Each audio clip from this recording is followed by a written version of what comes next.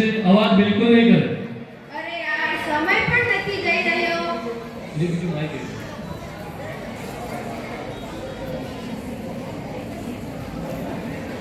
અરે બેટા તારા, શું થયું? કઈ ટેન્શન છે? હા મમ્મી, આજે મારું 12માનું રિઝલ્ટ છે. બેટા, કોઈ ચિંતા ન કર. તે ઘણી મહેનત કરી છે. જરૂર તારા સારા માર્ક્સ આવશે. પણ મમ્મી, તમને ખબર છે, આ વખતે પેપર ઘણું અઘરું હતું. તેથી મને ખૂબ જ ચિંતા થઈ રહી છે. તું ચિંતા ન કર. હું તારા માટે નાસ્તો લાવી રહી છું. Okay mummy. અંદર.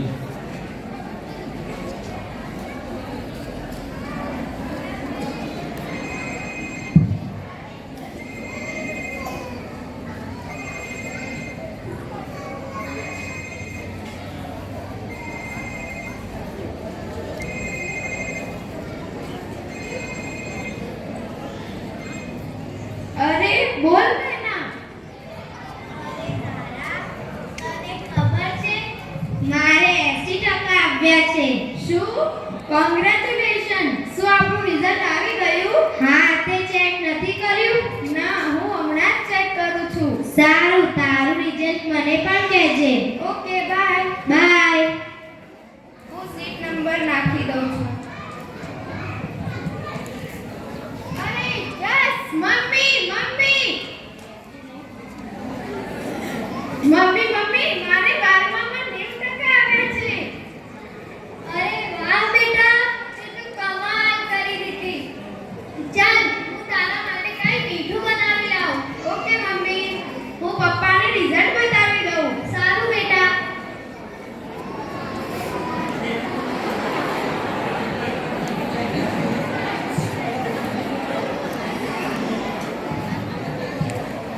પપ્પા, પપ્પા, મારે 12મામાં 90% આવ્યા છે. ખૂબ સરસ. તો પપ્પા, હવે તમે મારું એડમિશન મેડિકલ કોલેજમાં કરાવશો ને?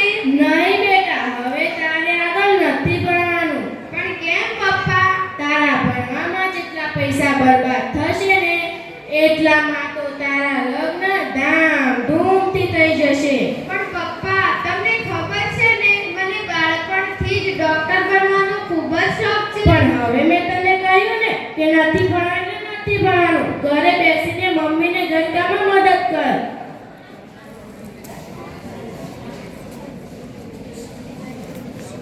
મમ્મી, તમે પપ્પાને સમજાવો ને. છોકરીની વાત માની લો ને. मैंने एक बार कमिटमेंट कर लिया, सब कर लिया, फिर मैं अपने आप की भी नहीं सुनता. समझा तारी દીકરીને? જવા દે બેટા, આપણે બીજું કાંઈ વિચારી લઈશું.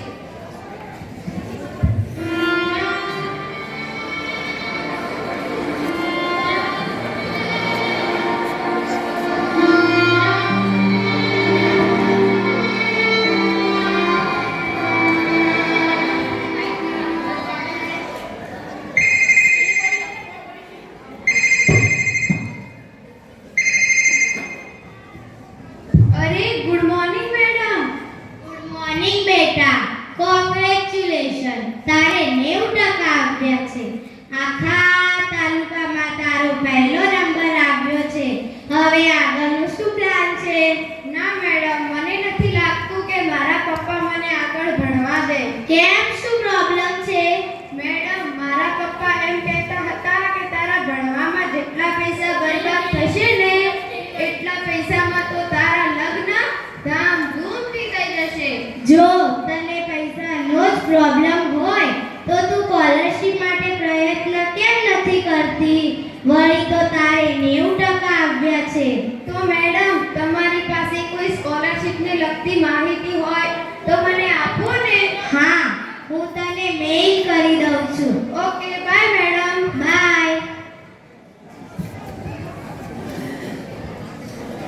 2 દિવસ પછી.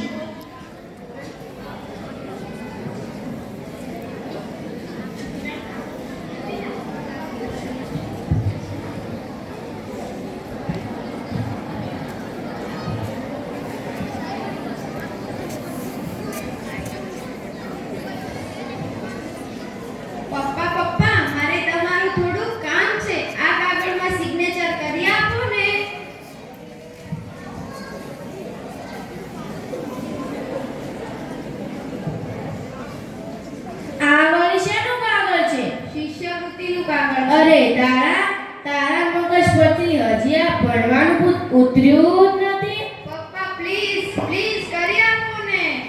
હા, પણ એક શરત પર. આ સ્કોલરશીપ તને મળતી હોય તો બરાબર, પણ તે દરમિયાન તારું કોઈ સારું માંગવું આવે તો હું તારા લગ્ન કરી દઈશ. ઓકે પપ્પા.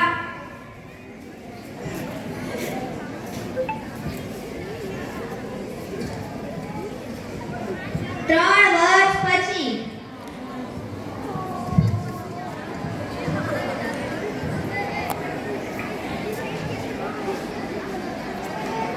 એ જરા કડક ચા લા.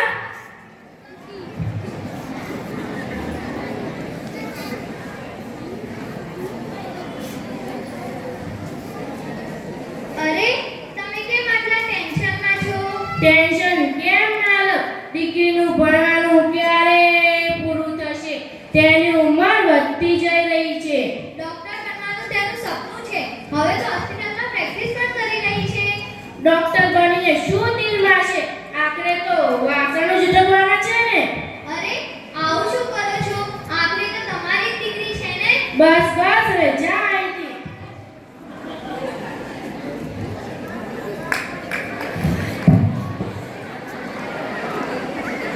અરે શું થયું? હમણાં તો બેઠા બેઠા ચા પીતા હતા, એટલી વારમાં ઢળી પડ્યા.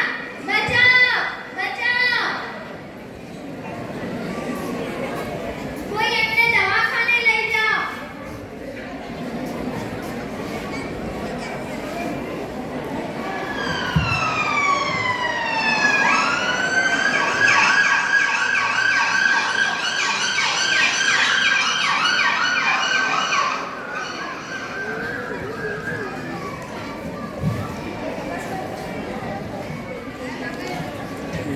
ડોક્ટર આવી એમ્બ્યુલન્સમાં.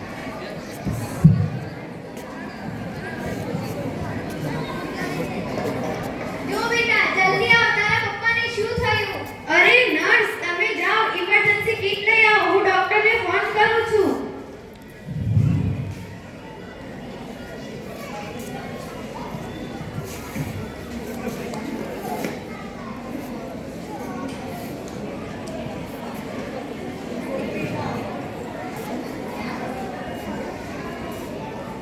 હેલો ડોક્ટર, મારા પપ્પાની તબિયત બિલકુલ સારી નથી. તમે જલ્દી આવો.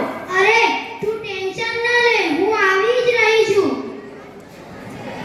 જો બેટા હવે તારા પપ્પાને હોશ આવે છે. પપ્પાને શું થયું હતું? મમ્મી ચિંતા જેવી કોઈ જ વાત નથી. પપ્પાને માઇનર પેરાલિસિસનો એટેક આવ્યો હતો.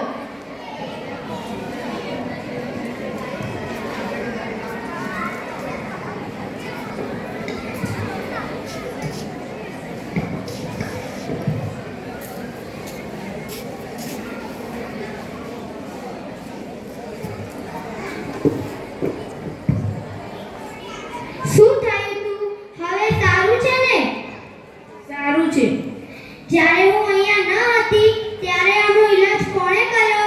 ડોક્ટર ધારાએ કર્યો. સરસ.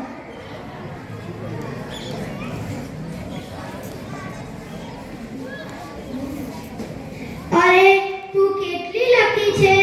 તું તારા પપ્પાનો ઈલાજ કરી રહી છે તો તારા પપ્પા તારાથી ઘણા ખુશ થશે. નહીં યાર, મારા પપ્પા મારાથી બિલકુલ ખુશ નથી. એ તો મારા લગ્ન થઈ જશે ને ત્યારે જ ખુશ થશે. જુઓ તમારી દીકરી લીધે તમારી કેટલી સરભરા થઈ રહી છે. દીકરી ક્યાં છે? આવી રહી હશે. અરે પપ્પા તમે સારું છે ને? સારું છે. જરાક ચાલીને દેખાડો.